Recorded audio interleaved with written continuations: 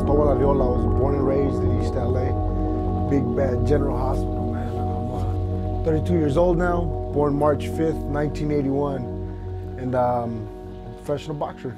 My dad's born in Durango, Mexico. He came to the United States in, I believe, 1975, in the mid to late 70s. Met my mom out in some dance. My dad could dance. That's one thing I can tell you. My dad could dance. And met my mom sometime in 81, 80. I was born in 81. He was an amateur fighter. He was good, decent, not that great. You know, I could easily mount the floor with him. He wasn't that great, but one thing that he had a lot of was heart. As far as I can remember, I've been in the boxing gym. I can remember my mom and my dad holding me, and I was trying to hit the speed bag. I can remember the 2 boxing rings. I remember all those pictures that were up, all the posters, the smell. One thing you'll never forget is the smell of a boxing gym. Boxing gym smells like badissi, booty, dick, and pussy. Then you throw some boxing gloves into it, man. It's the smell of a boxing gym that you just never forget. That's one thing that would always stick with me as a boxing gym, is the smell. My first fight was in April or May of '89. I was 8 years old. We had already been once I turned 8 in March, every week we would go try to find a boxing fight. We'll go because every week in Southern California, every weekend there's at least 3 to 4 amateur fights in different locations. One would be in Baldwin Park. No one's gonna be in San Diego. Sometimes my dad would take a commute. I'll weigh in San Diego and then weigh in Baldwin Park, hoping I'll get a fight. Well, finally, I got a fight in Westminster against a kid. He was older than me. He weighed a little less than me, but I remember those boxing gloves that they were selling a bunch of trinkets and stuff. Those boxing gloves and clocks and all kinds of stuff.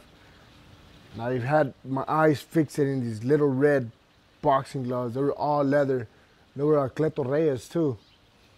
And my dad told me, if you win, I'll buy you those. I was like, fuck yeah. So I got in the ring, and as soon as the bell was on, I just ran straight to this kid, and I just beat the living crap out of him. From pillar to post, man, he was just crying. I remember he was crying. I wouldn't stop. I'm like, dude, I don't give a fuck if you're crying. I'm gonna want my gloves. So they stopped, they give him a standing 8 count, come back out, and I just beat his ass, and I got my boxing gloves. That's my first kind of little taste of glory. I gotta say this, I'm gonna say this. The fact that there is no Mexican heavyweight fighters that have been out, it's not because they're not no big Mexicans, it's just that the big Mexicans are in jail. That's the truth. When it's all said and done, you know, when people see a big Mexican, they automatically want to test me. They always do. They're like, oh, I'm gonna fuck you up. I'm like, yeah, whatever, you know. And most of us as Mexicans, we have a lot of balls and a lot of too much testosterone for our own good that we don't know when to say no. You know what I mean? So a lot of big Mexicans are in jail. Honestly, I was lucky to have a dad who kicked my ass. I remember the first time that I came to the house, I was in 3rd grade, and those are it was in the mid '80s, late '80s already, and there was a lot of gangs going on. One of the biggest gangs where I live was Florencia. My cousins were from there, and I have people that I knew that were from Florence. Come home, and I was all happy. And I told him, Dad, I'm from Florence now. I'm from Florencia 13. And he goes, what you say? I'm from Florence. He beat the shit out of me. He got a belt, and he just fucked me up. And he goes, where you from?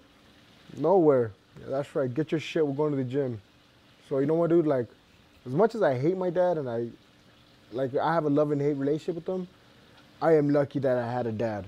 That's why I've never even been tempted to be in a gang. Never tempted to do any other shit than box.